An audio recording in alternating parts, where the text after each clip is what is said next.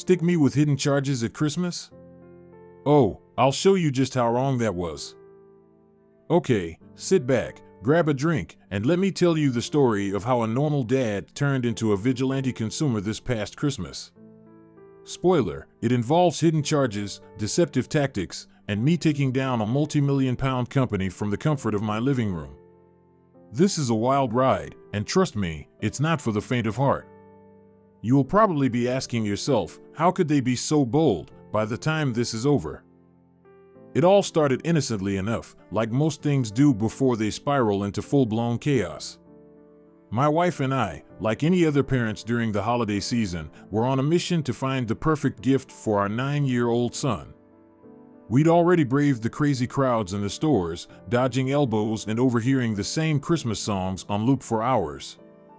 We thought we'd be smart and shop online, avoiding the crowds, and giving us more time to enjoy the season with our family. We came across this football rebounder, a contraption that's basically like a trampoline for footballs, where the ball bounces back at you after you kick it. Our son was obsessed with football, and we figured he'd absolutely love it. He would spend hours kicking the ball against the wall in the yard, so we knew this was going to be a hit. It seemed perfect. We ordered it from a well-known UK-based sports retailer that has stores here in Ireland, thinking it would be an easy transaction. We paid, got the confirmation email, and moved on to the next item on our holiday to-do list. Everything was going so smoothly. The house was beginning to smell like cinnamon, and the Christmas tree had its sparkling lights up. The presents were piling up, including the one for our son. We felt that warm, happy holiday spirit taking over. Little did we know, our plans were about to take a sharp turn into the land of frustration. A few days before Christmas, we received an unexpected message from Parcel Company X, a well-known courier that delivers packages from various retailers. They informed us that there were customs charges attached to a package we were expecting. Naturally, my first thought was that it had to be some mistake or scam. After all, I was sure we had crossed everything off our list. My wife had even double-checked the orders, and there were no international shipments pending. I brushed it off, thinking it was some phishing attempt, but then I remembered we had ordered that football rebounder. But wait, no, that was ordered from the UK, and we're in Ireland, so that shouldn't involve customs charges, right? I told my wife to call the courier company and find out what the deal was. She spent over an hour on the phone, dealing with frustrating hold times and getting transferred between departments, but eventually she found out what had really happened. The football rebounder had been shipped from the UK, passed off to a local carrier, and finally, Parcel Company X was delivering it to us. But here's the catch, they were slapping on an additional €50 customs charge. And here's the real kicker, there was no warning about this charge on the website. No message on checkout, no terms and conditions explaining it, nothing. It was as if the company had just thrown it in there, hoping we wouldn't notice. It felt like a bad joke, especially when we were already struggling with a fixed income due to being on disability. Now, let me set the scene for you. My wife and I live on a fixed income. We work hard to make ends meet, and every penny counts. We had been saving up for the holidays, carefully choosing the perfect gift for our son. And then, out of nowhere, this €50 feed landed in our laps like a ton of bricks. €50, when you don't have much, that's a lot of money. Especially at Christmas, when you're already balancing expenses like groceries, gifts, and heating bills. It hit us like a gut punch. We didn't have the luxury of just shrugging it off. I immediately told my wife to pay it for the time being. Christmas was almost here, and I wasn't about to let this mess ruin the holiday for our son. But I also told her, I'll handle it with the retailer. This isn't right, and I'm going to make sure they know it. Day 1, the beginning of the call center hell. The next day, I called the retailer's customer service line. I was polite at first, hoping I'd get a quick resolution.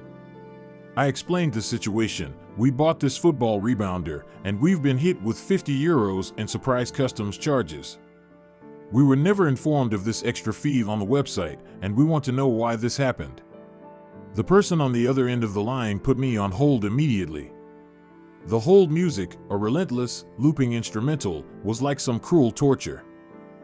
20 minutes passed. Then another 10. Another 5. I was grinding my teeth, but I held on. When I finally got through to someone, I asked to speak to a manager. The rep promised me that someone would call me back within the hour. Okay, I said, trying to remain calm. I'll wait. But as the hours dragged on, the callback never came. Nothing. Absolutely nothing. By the end of day 1, I was left fuming, feeling completely ignored. But I wasn't about to let them get away with this. I knew how these things worked. They probably figured if they ignored me long enough, I'd just give up. But they didn't know who they were dealing with. Day 2, the wait continues. I wasn't about to let this slide. On day 2, I called again. Same drill, I was put on hold, my patience wearing thinner with every passing minute. The music was maddening, but I held strong, knowing that eventually, I'd get to speak to someone who could help. The minutes ticked by, and finally, I spoke to another rep. I explained everything once more, outlining the situation and asking to speak to a manager. This time, I was told, someone will call you back. Again. No callback came. Again. At this point, I was feeling defeated but determined. I was done being polite, done waiting. They were dragging their feet, hoping I'd get tired of calling. But they were wrong. I wasn't going anywhere until this was fixed. Day 2 came and went with no resolution. The company was clearly hoping I would forget about the charge, or worse, just accept it. But I wasn't that kind of person. No, I was going to make them hear me. Day 3, the call that went too far. Day 3 rolled around, and my frustration had reached its breaking point. I wasn't going to let this company get away with treating me like I didn't matter. So, I called again, this time, my voice filled with the kind of anger that you can't hide. The rep on the other end tried to pull the usual routine, but I wasn't having it.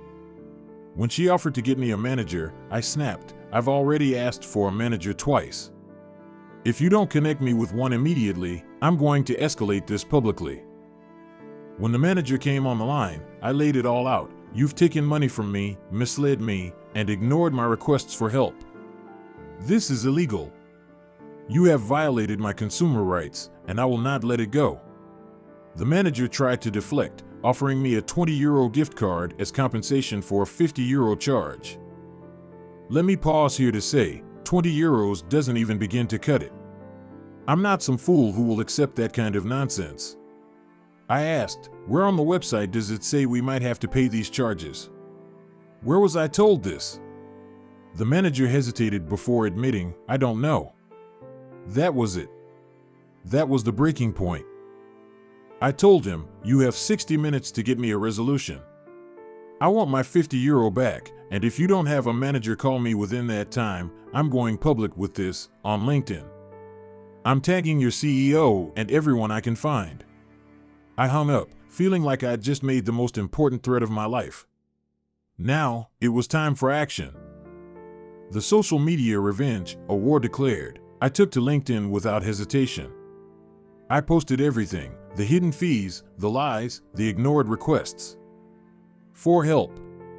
I tagged every senior officer I could find, from regional managers to the CEO. I laid it all out for the world to see. It was no longer about just getting my money back. This was about making sure they knew that people wouldn't be silenced when they were wronged. Soon after, I noticed they removed the product from their website. But here's the thing, I wasn't just anyone. I knew how to check a cached page. I found the cached version of the product listing and took screenshots. They couldn't hide from me. I updated my post with the screenshots of the cached pages and mocked them for their desperate attempts to cover their tracks. I updated my post with the screenshots of the cached pages and mocked them for their desperate attempts to cover their tracks. I even took a little victory lap in the comments, pointing out how they thought they could erase their mistakes, but I was one step ahead. I wasn't just venting, I was making sure everyone knew exactly what they were trying to get away with. And that's when things started to get really interesting. Within a few hours, I started to notice some odd activity. I saw a few mysterious profile views on my LinkedIn, all from incognito mode. Now, anyone who's familiar with LinkedIn knows that this isn't something your average user can easily do. These were corporate spies, no doubt trying to figure out who I was and how much damage I could cause to their precious reputation. I wasn't going to let them off the hook either. I took screenshots of those profile views, posted them in the comments, and said something like, "Nice try, but you can't hide from me." At this point, I was getting attention, not just from the company, but from other people who had started to follow the story. Some people were starting to comment, sympathizing with me. Others were tagging their own connections, saying, "Look at this guy standing up for consumer rights." It felt like I was building an army. But the most curious part? After I posted the screenshots of the profile views, I noticed an uptick in activity on their side. Senior executives, the people I had tagged, started to look at my profile. Now, this wasn't just your average viewer, these were the same high-level officers I had called out in my post. It felt like they were starting to panic. They knew I wasn't just some irate customer anymore. I had turned into a public force they couldn't ignore. Day 4, the final showdown. The next morning, while sipping my coffee and waiting for the day to begin, my phone rang. I glanced at the screen. It was from a senior executive at their UK headquarters. A cold chill ran down my spine because I could already guess what was coming. The voice on the other end of the line was sweet, professional, and overly apologetic. "I'm so sorry for the inconvenience you've experienced," she said, practically apologizing in advance for every wrong their company had made.